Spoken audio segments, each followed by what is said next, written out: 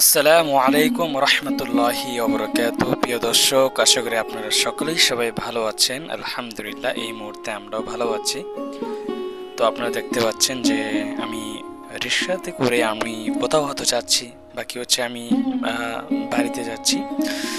সেজন্য বাসা থেকে রিক্সা নিয়ে আমরা প্রায় অলরেডি সিপাহীবাগ বাজার পার হয়ে আমরা খিলগাঁও উদ্দেশ্যে রওনা দিয়ে দিয়েছি। তো আমরা ওখান থেকে আমরা গুলিস্তান থেকে আমরা আবার বাসে উঠবো, ওখান থেকে তারপরে দিন হচ্ছে আমরা বাড়িতে যাব।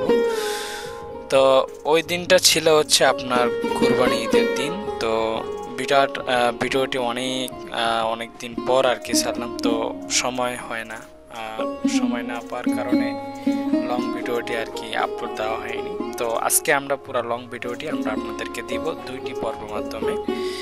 তো প্রথম এপিসোডে আমরা এখান থেকে জার্নি করতে যতটুকু সময় এবং হচ্ছে আমরা বাড়িতে পৌঁছে যাওয়ার পরে এটা পুরো ফুল একটা ভিডিও থাকবে। শেষের ভিডিওতে আমরা বাড়িতে কি কি করেছি এবং কি কি জায়গায় গিয়েছি এবং কোথায় কোথাও আমরা ঘুরেছি, সেই ভিডিওটি আপনার দ্বিতীয় এপিসোডে থাকবে। তো সেটা আমরা ভিডিওটিতে আপনারা দেখতে পাবেন খুব সুন্দরভাবে। তো এখানে মূলত আমি সবসময় ফ্যামিলি নিয়ে বাড়িতে যাই। তো এখন আমি মূলত একা। তো তারা ঈদের আগে বাড়িতে ছিল, আমার বাচ্চা সহ আমার ওয়াইফ। তো তারা বাড়িতে, তো তাদেরকে আনার জন্য এবং আমি নিজেও বাড়িতে গিয়ে বেরোনোর জন্য যাচ্ছি। তো সেটা আপনারা দেখবেন ইনশাল্লাহ। আর যেহেতু তখন আমার বেবির বয়স খুবই অল্প ছিল, 2 মাস মতো ছিল। এখন আলহামদুলিল্লাহ আপনাদের দয়ায় আমার বেবির বয়স প্রায় হচ্ছে 6 মাসের কাছাকাছি। তো আপনারা আমাদের সবার জন্য দোয়া করবেন, খাস করে দোয়া করবেন। আর যারা ভিডিওটি দেখতে পাচ্ছেন তারা অবশ্যই শুরু থেকে নিয়ে শেষ পর্যন্ত দেখতে থাকুন। আশা করি আপনাদের সবার কাছে ভালো লাগবে ইনশাআল্লাহ। আর যারা আমাদের চ্যানেলটি সাবস্ক্রাইব করেন নাই তারা অবশ্যই আমাদের চ্যানেলটি সাবস্ক্রাইব করে আমাদের সাথেই থাকুন। তো এখন আমরা যেখানে আছি সেখানে আপনার যে ব্রিজগুলো দেখতে পাচ্ছেন, ওভার ব্রিজে আমরা নিচ দিয়ে আমরা যাচ্ছি, সেটা হচ্ছে খিলগাঁও রেল গেট। তো এখানে খিলগাঁও আশপাশে যারা আছেন তারা হয়তো দেখে চিনতে পেরেছেন, এবং যারা নাম শুনেছেন কিন্তু দেখেন নাই তারাও আমার এই ভিডিওটির মাধ্যমে দেখে নিতে পারলেন। আর যারা কিনা এখানে আশপাশে যারা আছেন, যারা খিলগাঁও আশপাশে রামপুরা বনশ্রী যারা আছেন, আমার ভিডিওটি যদি দেখে থাকেন তাহলে অবশ্যই কমেন্ট করে আপনারা জানিয়ে দিবেন আপনাদের মূল্যবান মন্তব্যটি, এবং ভিডিওটি আপনাদের কাছে কীরকম লেগেছে সেটাও আপনারা কমেন্ট বক্সে জানিয়ে দিতে পারেন। তো যারা ইউটিউব থেকে যারা দেখতে পাচ্ছেন তারা অবশ্যই আমাদের চ্যানেলটি সাবস্ক্রাইব করে আমাদের সাথে থাকুন। যারা ফেসবুক পেজ থেকে যারা দেখতে পাচ্ছেন তারা অবশ্যই আমাদের ফেসবুক পেজে ফলো দিয়ে লাইক দিয়ে আমাদের সাথেই থাকুন নিত্য নতুন ভিডিও পাওয়ার জন্য। যারা টিকটক অ্যাপ থেকে যারা দেখতে পাচ্ছেন তারা অবশ্যই আমাদেরকে ফলো দিয়ে আমাদের সাথে থাকুন। ভিডিওটা যদি ভালো লেগে থাকে তাহলে অবশ্যই কমেন্ট করবেন এবং শেয়ার করবেন। তো মূলত আমরা প্রায় শান্তিনগর পার হয়ে যাচ্ছি। তো আমরা খিলগাঁও রেলগেট পার হয়ে শান্তিনগর পার হয়ে আমরা প্রায় গুলিস্তানের উদ্দেশ্যে রওনা দিয়েছি। এখানে আপনারা দেখতে পাচ্ছেন যে রাস্তা পুরা ক্লিন, মানে ক্লিন বলতে যেটা বোঝাতে যাচ্ছে যে রাস্তায় মানুষজন বলতে কেউ নেই। তো এরকম সময় মানে এটা যদি সব সময় থাকতে পারতো, বা এরকম নিরিবিলি মানে মানুষ চলাচল খুবই কম, যানজট নাই, তখন কিন্তু আমাদের সবারই ভালো লাগে। তখন যে একটা অক্সিজেন পাওয়া যায়, সেটা সুন্দর একটা অক্সিজেন পাওয়া যায়, যেটা আমাদের সবার জন্য উপযোগী এবং উপকার। আর এখন মূলত মানে ঢাকা শহরে যেমন মানুষ বেশি, তেমন যানবাহন বেশি, তেমন মানুষের আনাগোনা বেশি। একদিকে ঘামের গন্ধ, একদিকে গাড়ির যেই ধোঁয়া, সেগুলো এতে পরিবেশ নষ্ট করে। আর এতে করে আপনার হচ্ছে জীবাণু ছড়ায়, রোগ ব্যাধির সৃষ্টি হয়। আর দেশ বাইরে গেলে আমরা যে অক্সিজেনটা পাই, তো সেই অক্সিজেন আমাদের শরীরের জন্য অনেক উপকারী, যেটা আমরা ঢাকা শহরে পাই না। ঢাকা শহরে আমরা যেটা পাই সেটাই শুধু ধুলাবালি, তো গন্ধময় যুক্ত। তো যাই হোক, যদি এরকম পরিবেশ থাকে আর দেখতে খুবই ভালো লাগে, যেটা আমার কাছে ভালো লেগেছে, যেটা আপনারা ভিডিওটিতে আপনারা দেখতে পাচ্ছেন, আশা করি আপনাদেরও ভালো লাগতেছে। তো যদি ভালো লেগে থাকে তাহলে অবশ্যই কমেন্ট করে জানিয়ে দিতে পারেন। আর ভিডিওটি হয়তো বা একটু লং হয়ে যেতে পারে, প্রায় 26 মিনিটের। তো আপনারা চেষ্টা করুন ভিডিওটি শুরু থেকে নিয়ে শেষ পর্যন্ত দেখার। আর শুরু থেকে নিয়ে শেষ পর্যন্ত দেখলে হয় কি আপনাদের কাছেও ভালো লাগবে, আর আমার কাছেও ভালো লাগবে যে না আপনারা আমার পুরো ভিডিওটি আপনারা দেখেছেন। আর আমার ভিডিওটি যারা না দেখেন বা কিংবা অনেকে না দেখে স্কিপ করে চলে যায়, তখন পরবর্তীতে যে ভিডিও আমরা দিব তখন এটা মন মানসিকতা আমরা হারিয়ে ফেলি। আমরা এগুলো আমরা চেক করি যে কোন ভিডিওতে কতটুকু ভিউজ হয়েছে। তো আমরা কষ্ট করি আপনাদেরকে দেখানোর জন্য, আপনারা যদি না দেখেন তাহলে আমাদের এই ভিডিও বানানো পুরো বৃথা। তো চেষ্টা করব আপনাদেরকে আপনাদের মন মতো ভিডিও করা, এবং পরবর্তীতে কী ধরনের ভিডিও চান বা কী ধরনের ভিডিও দেখতে চান, বা আপনারা অনেকে আছেন যে ঢাকা শহরে অনেক দৃশ্য আছে যেটা আমরা অনেকে দেখি না। তো যারা দেখেন নাই ওই ধরনের দৃশ্য স্থান যদি আপনারা নাম বলে দিতে পারেন, আমরা সেই জায়গায় যাব, আপনাদেরকে দেখাবো ইনশাল্লাহ। আর ভিডিও কোয়ালিটি আমরা আস্তে আস্তে আরও পরিবর্তন করবো ইনশাল্লাহ। এই হচ্ছে আমি। তো একজন কাছের মানুষের কথা রাখতে গিয়ে এই কালো পাঞ্জাবি পরা, হ্যাঁ, অথবা মানুষটি আমি কালো, বাকি তার কথা রাখতে গিয়ে এই পোশাকটা পরা জীবনে ফার্স্ট প্রথম। তারপরে পরলাম, দেখি কেমন লাগে। তো তারপরও তার পছন্দের পোশাক পরেই বাড়িতে যাচ্ছি।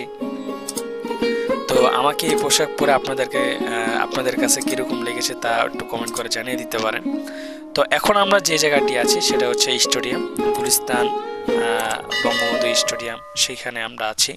এখানে আমরা পৌঁছেছি। তো অলরেডি আমরা প্রায় বাস স্ট্যান্ডের কাছাকাছি চলে আসতেছি, ফুলবাড়িয়া বাস স্ট্যান্ড গুলিস্তান, যেটা আপনারা অনেকে নাম শুনেছেন, অনেকে গিয়েছেন, এবং যারা যাতায়াত করেন আপনারা হচ্ছে দক্ষিণ অঞ্চলে যারা আছেন তারা অবশ্যই এই নাম শুনেছেন এবং চিনে থাকেন। তো যদি ভালো লেগে থাকে তাহলে অবশ্যই লাইক করুন, শেয়ার করতে ভুলবেন না। আর এখানে সবসময় জমজমাট থাকে, আর যেহেতু ঈদের একটা দিন, তারপরেও মোটামুটি মানুষ আছে।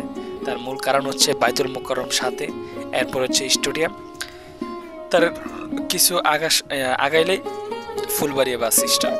তো এখানে মোটামুটি মানুষের আনাগোনা থাকবে, কিন্তু দোকানপাট বন্ধ বেশিরভাগই।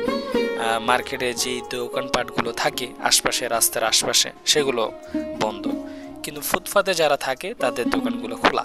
তো এই হচ্ছে আমাদের ফুলবাড়িয়া বাস স্ট্যান্ড, ইমাদ পরিবহন, দোলা পরিবহন, ওয়েলকাম এক্সপ্রেস। তো এখানে মূলত এখান থেকে আমরা আমাদের পিরোজপুরের লাইনে এই দোলা পরিবহন থেকে আমরা বাসের টিকিট কেটেছি।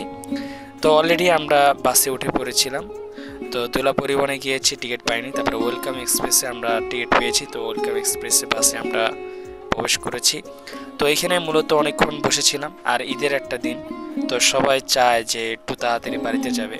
তো সেখানে আমাদেরকে একটু আধা ঘন্টা মতো আমাদেরকে বসিয়ে থেকে তারপরে বাস ছাড়া হয়। তো মূলত আমরা ফুলবাড়িয়া থেকে আমরা প্রায় বাড়িতে যাওয়ার উদ্দেশ্যে আমরা রওনা দিয়েছি। তো তার আগে আমাদের পদ্মা সেতু আগে পড়বে। তো এক এক করে আপনারা পুরো ভিডিওটিতে আপনারা দেখতে পাবেন। তো শুরু থেকে নিয়ে শেষ পর্যন্ত দেখতে থাকুন, আশা করি আপনাদের কাছে ভালো লাগবে। ফুলবাড়িয়া বাস স্ট্যান্ড থেকে আমরা যে মোচরটা আমরা এখন ঘুরলাম, তো সেখান থেকে আমরা আবার গুলিস্তান পার হয়ে আমরা প্রায় পদ্মা সেতুর কাছাকাছি চলে যাব। তো পুরো ভিডিওটিতে আপনারা দেখতে থাকুন, আশা করি ভালো লাগবে।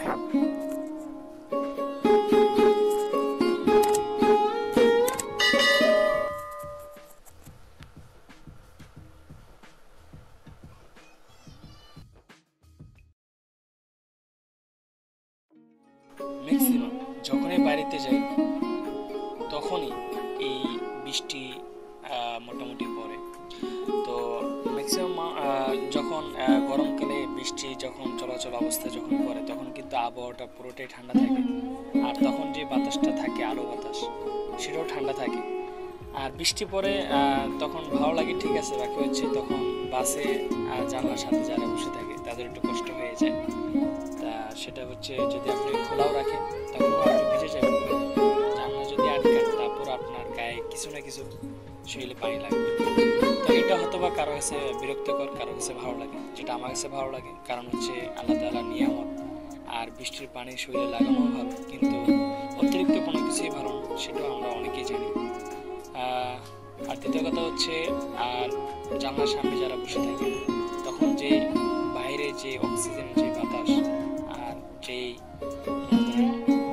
মুক্ত যে হাওয়া বাতাসটা, সেটা আমার কাছে খুব ভালো লাগে। যেটা আমার মানে খুবই ভালো লাগে, মানে আমি কে বলবো, মানে সেটা আমি বুঝাতে পারবো না আপনাদেরকে। যারা লঞ্চে জার্নি করেন তারা জানেন যে লঞ্চে আশপাশে গেলে কীরকম বাতাস। তো লঞ্চে যে বাতাসটা আমরা পাই সেই বাতাস আমাদের প্রায় মোটামুটি ঠান্ডা, কাশি, গলা ব্যথা হয়ে যায়, কারণ ওটা প্রচণ্ড ঠান্ডা বাতাস। আর হচ্ছে হচ্ছে নদী, যেহেতু নদী পথ আর ওই জায়গার পানি ঠান্ডা, বাতাসও ঠান্ডা আরো বেশি। আর তখন মানুষের প্রায় ম্যাক্সিমাম মানুষের ঠান্ডা লেগে যায়। আর বাসে যে ঠান্ডা বাতাসটা যেটা আসে ওইটা আপনার অতটা ঠান্ডা লাগে না। আবার যারা শরীরে অ্যালার্জি বা কিংবা অনেকে আছে যে ধুলাবালি অ্যালার্জি থাকে, এদের বাতাস লাগলেই ঠান্ডা লেগে যায়। কারণ বাতাসের সাথে ধুলাবালিটাও যেটা আমরা দেখি না, কিন্তু যখন দেখবেন রোদ পড়ে শরীরে, তখন আপনি যখন খেয়াল করবেন তখন দেখবেন এই রোদের ভিতরে দেখা যায় ধুলাবালিগুলো উড়ে, যেটা আমাদের চোখে পড়ে না। তো যাই হোক, তো যারা ভিডিওটি দেখতে পাচ্ছেন শুরু থেকে নিয়ে শেষ পর্যন্ত যারা দেখেছেন, যদি ভালো লেগে থাকে তাহলে অবশ্যই লাইক করুন, শেয়ার করতে ভুলবেন না।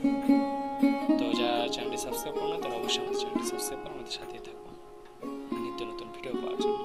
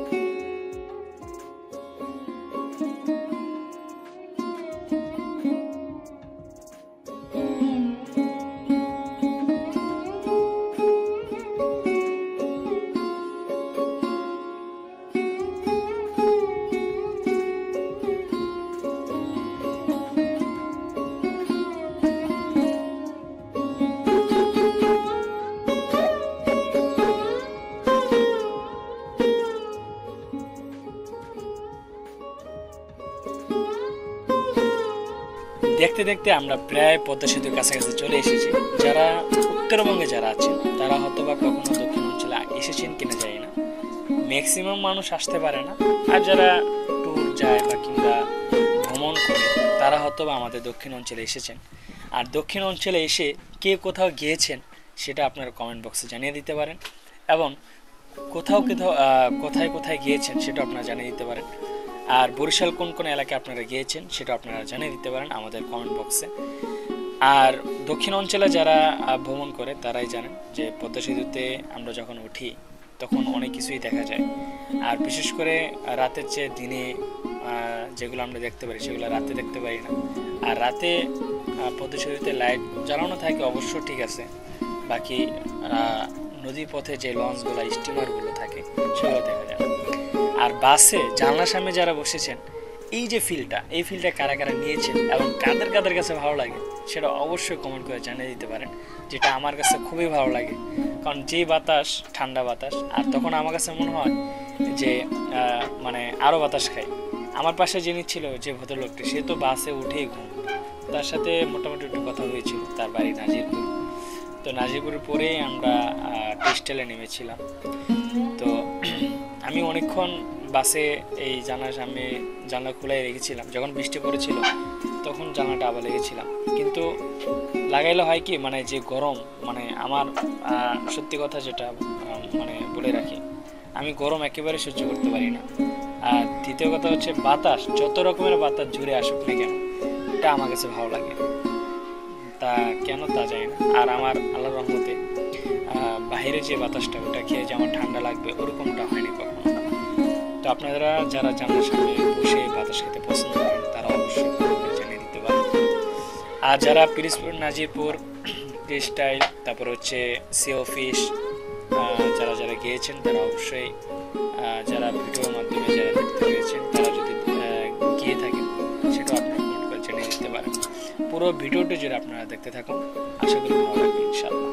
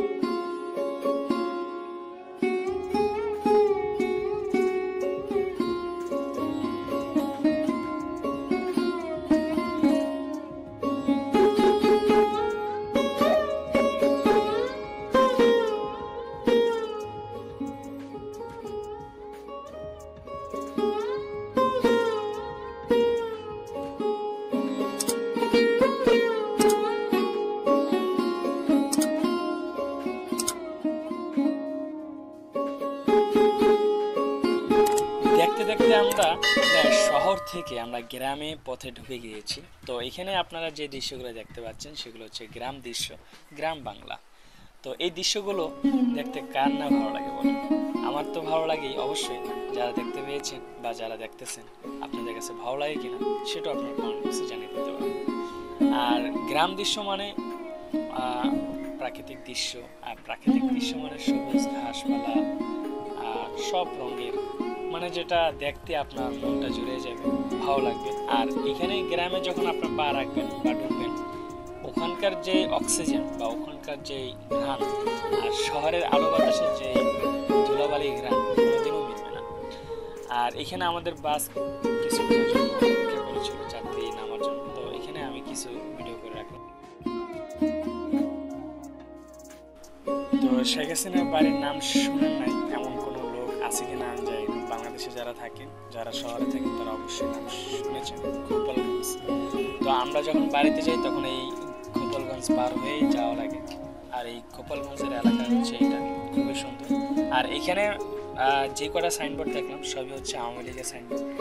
তো এখনো যখন যাই তখনও দেখা যায়, কারণ এখানকার মানুষ যারা আছে তারা সবাই ম্যাক্সিমাম মানুষই হচ্ছে আওয়ামী লীগের অন্তর্ভুক্ত এবং আওয়ামী লীগ ভক্ত বেশি। হ্যাঁ, যেটা চোখ বন্ধ করে তারা বিশ্বাস করে। আপনি যতই যাই বলেন না কেন, আওয়ামী লীগের বিরুদ্ধে আপনি যদি কিছু বলেন, আমার মনে হয় না যে আপনি এখান থেকে মানে সুস্থভাবে ফিরে আসতে পারবেন। তো যাই হোক, তো গোপালগঞ্জ পার হয়ে আমরা প্রায় আমাদের ব্রিজ প্রায় যাওয়ার উদ্দেশ্যে প্রায় কাছাকাছি চলে এসেছি। আর গোপালগঞ্জ গ্রাম দৃশ্য ওখানেও আছে, ওখানে যেমন শহর তেমনই আপনার গ্রাম দৃশ্য রয়েছে। আর এখানে মূলত আমরা কিছুক্ষণের জন্য বুঝে বললাম, এখানে ড্রাইভার আমাদের যে ওয়েলকাম এক্সপ্রেসের যে ড্রাইভার ছিল।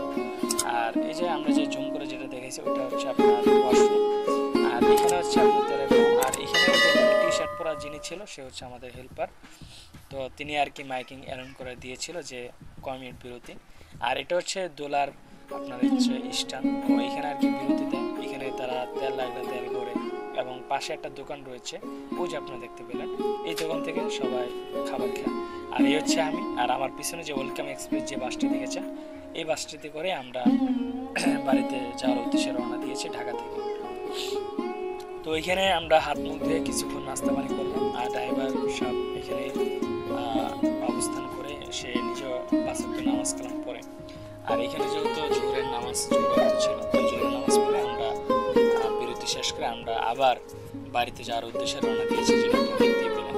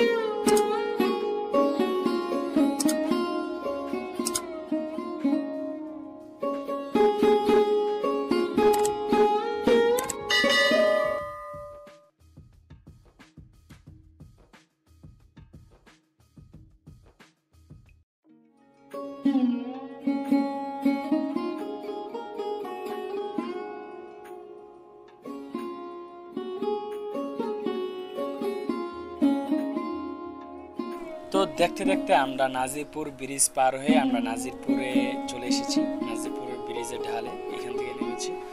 তো এখানেও আমাদের স্ট্যান্ড, তো এখানে আমাদের কিছুক্ষণ আমাদের গাড়ি ছিল, অপেক্ষা করেছিল।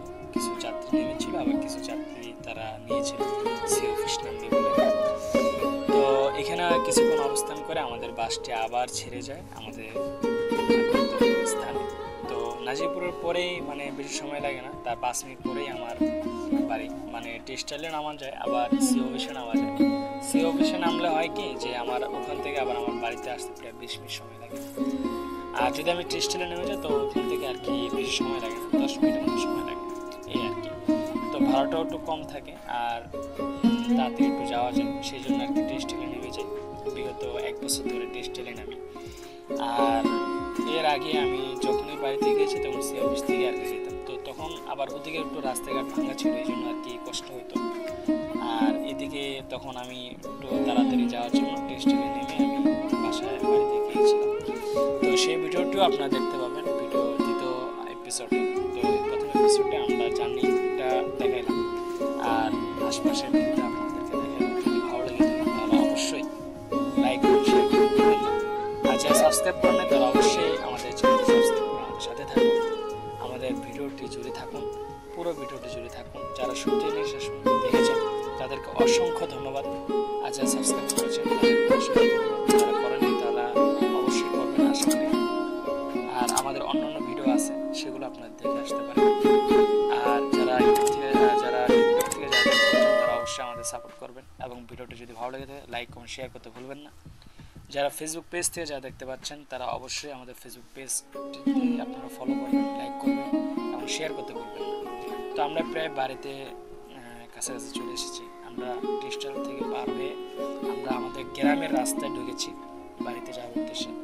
তো ভিডিওটি প্রায় শেষের দিকে, তো শেষ করে দিব। তো আজকে ভিডিও এই পর্যন্তই। সকলে সুস্থ থাকুন, ভালো থাকুন। পরবর্তীতে আবার দেখা হবে অন্য একটি ভিডিও নিয়ে। আসসালামু আলাইকুম ওয়া রাহমাতুল্লাহি